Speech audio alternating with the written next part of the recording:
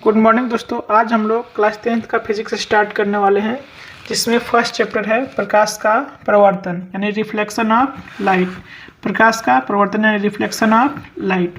आज हम लोग क्लास में देखेंगे प्रकाश क्या होता है, प्रकाश के कौन कौन से गुण होते हैं और प्रकाश स्रोत क्या है। अलग अलग माध्यमों में प्रकाश की जो चाल होती है यानी वेग कितनी कितनी होती है। फिर हम लोग देखेंगे कौन सी वस्तु प्रदीप्त है, कौन सी वस्तु है अप्रदीप्त है।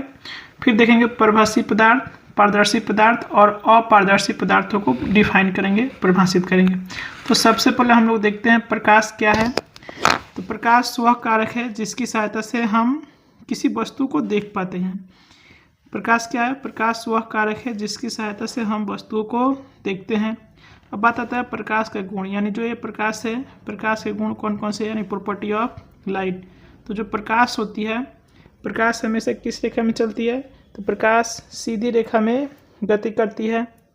इसके अलावा जो प्रकाश होता है, प्रकाश का वेग अलग अलग माध्यम में अलग अलग होता है।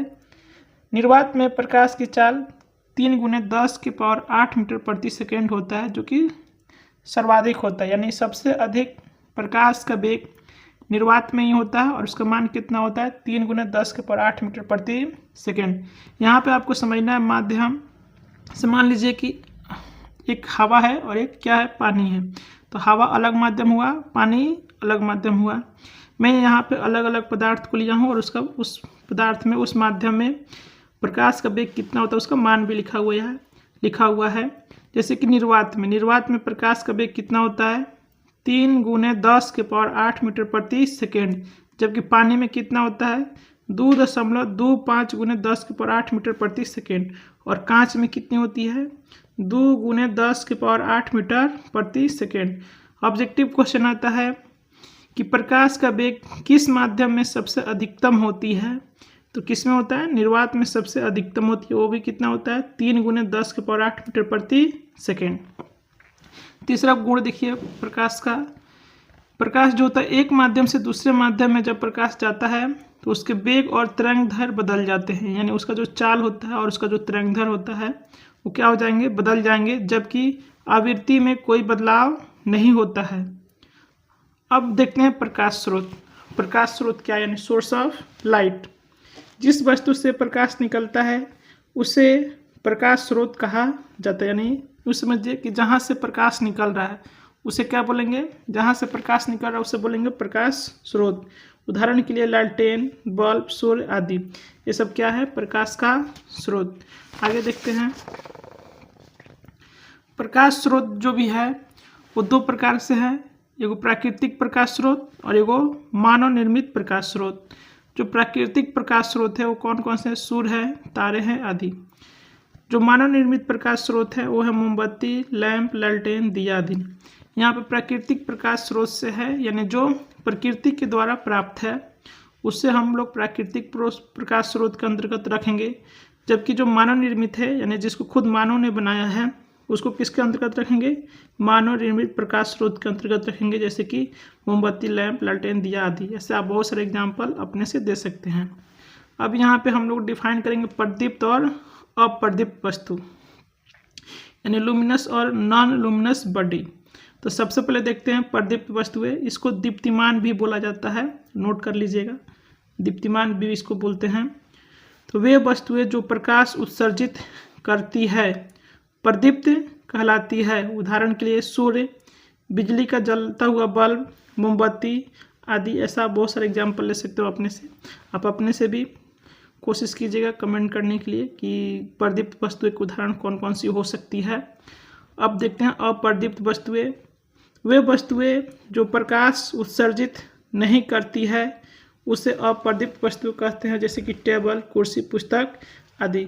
सबसे इसमें इम्पोर्टेंट बात जो है चंद्रमा के बारे में पूछा जाता है कि चंद्रमा कैसी वस्तु है, प्रदीप्त है कि अप्रदीप्त है। तो चंद्रमा एक अप्रदीप्त वस्तु है, क्योंकि चंद्रमा का अपना कोई प्रकाश नहीं होता है। इसलिए हमको चंद्रमा को किस वस्तु में रखना है? अप्रदीप्त वस्तु में रखना है।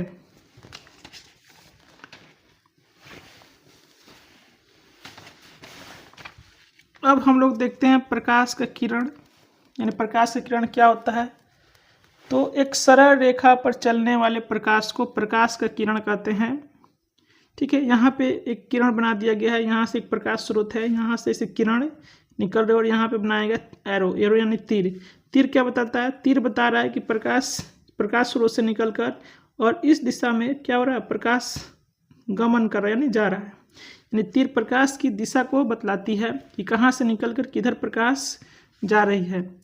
अब बात करेंगे प्रकाश का किरण पुंज यानी बीम ऑफ लाइट। तो प्रकाश के किरणों के समूह को क्या बोलेंगे? प्रकाश का किरण पुंज कहते हैं। जो किरण पुंज होता है 3 प्रकार का होता है: अपसारी किरण पुंज, समांतर किरण पुंज और अभिसारी किरण पुंज। इंग्लिश में बोलें तो diverging beam, parallel beam, converging beam. अपसारी जो किरण पुंज होता है, यहाँ प्रकाश स्रोत है, प्रकाश स्रोत से बहुत सारी प्रकाश की किरणें निकलती है और एक दूसरे के साथ फैलती हुई चली जाती है, यानी 2 प्रकाश किरणों के बीच की दूरी क्या होती है? बढ़ती हुई चली जाती है। जबकि समांतर किरण पुंज में प्रकाश की किरणें एक दूसरे के समांतर गुजरती है। अभिसारी किरण पुंज में जो प्रकाश किरण होती है अनंत से आती है और किसी बिंदु पर आकर मिल जाती है। इन अभिसारी किरण पुंज में 2 प्रकाश किरणों के बीच की दूरी क्या होती है? घटती हुई जाती है, घटती चली जाती है।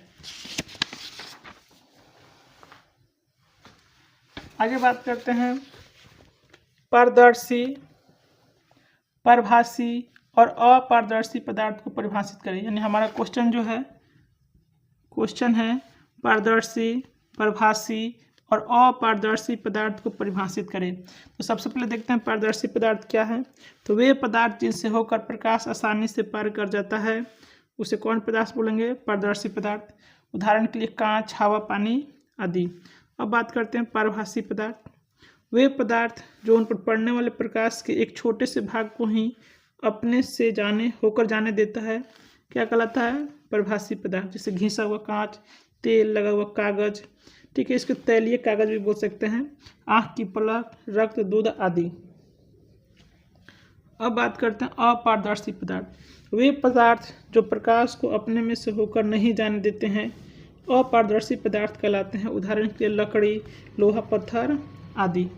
दोस्तों, कल हम लोग देखेंगे प्रकाश के प्रवर्तन से आप क्या समझते हैं और प्रकाश के प्रवर्तन के कितने नियम हैं, और प्रकाश के जो प्रवर्तन के नियम है उसको बढ़िया से समझने की कोशिश करेंगे। Thank you.